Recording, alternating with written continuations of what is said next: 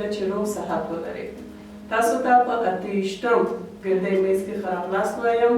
ګرانو زده کوونکو، په دې جلسه کې یا په 28م ګردۍ میز کې بیا هم موږ تاسو ته سوالونه چمتو کړي چې تختې په سر لیکل کېږي او تاسو کولی شئ د هغوی ځوابونه کومنټ کې موږ سره شریک کړئ.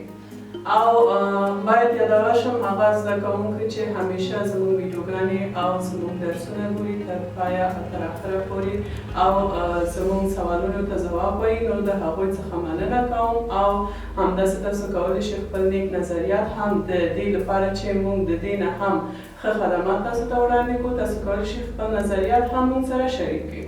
نو ګرانو زده کوونکو، دا همه 10 سوالونه هغه درسونو پورې اړه لري چې تاسو ته په معلم یوټیوب چینل کې تاسو ته خپاره شوی او تاسو لیدلی. نو زه د سوالونو په لور او تاسو ته سوالونه تختې په سر لیکم. ښه ګرانو زده کوونکو، لومړی سوال ته راځو چې لومړی سوال ده څه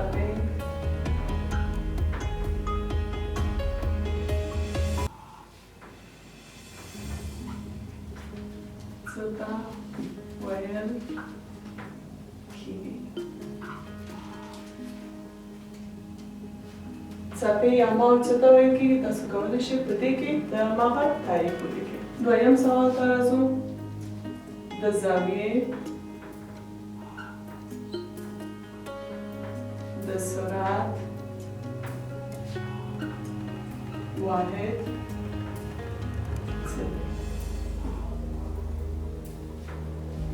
که یوازې واحد هم ولیکئ نو صحیح ده، که تاسو تعریف لیکئ او ورسره واحد لیکئ نو دا به ډېر ښه وي. دریم سوال ته راځو. کوم وسیلې ته جنراتور وایي؟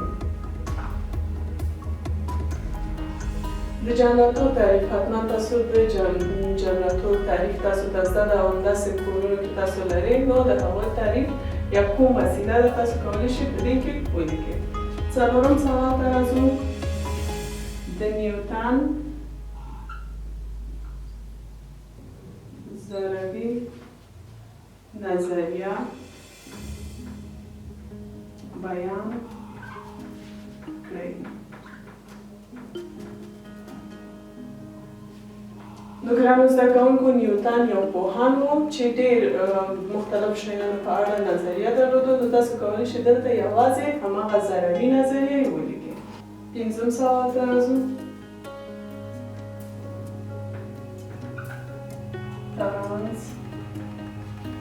ترانسفارمر تعریف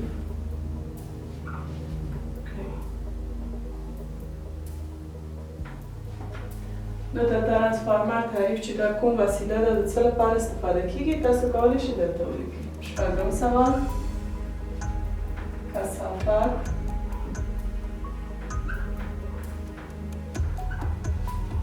څه ته ویل کیږي؟ د کثافت تعریف همداسې که واحد او فورموله ولیکئ دا به ډېر ښه. اووم سوال ته راځو. حرکت تعریف کړئ. د حرکت تعریف دلته باید تاسو ولیکئ. اتم سوال. ارتجاعي قوه کوم قوې ته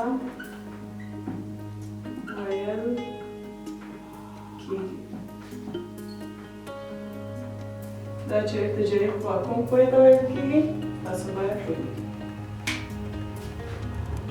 نهم سوال ته راځو.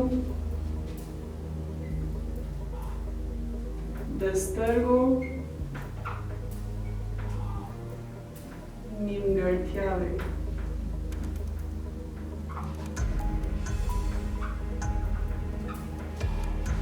په څو ډوله د سترګو نیمګړتیاوې چې څو ډوله لري یوازې ډولونه یې درته ولیکئ. آخرنی سوال ته راځو. لسم سوال: مساوي وکتورونه کوم وکتورونو ته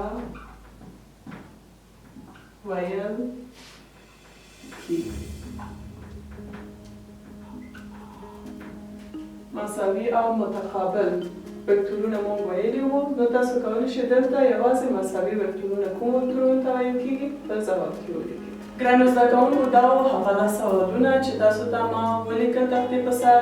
نو تاسو کولی شئ حتما کومنټ سیکشن کې د هغوی ځوابونه مونږ سره شریک کړئ. انشاءالله په بل ګردی میز کې تاسو ته د هغوی ځوابونه یا هم هغه سوالونه چې ځوابونه تاسو نه دي لیکلي یا کوم ځای کې اشتباه وي نو تاسو ته اصلاح کیږي.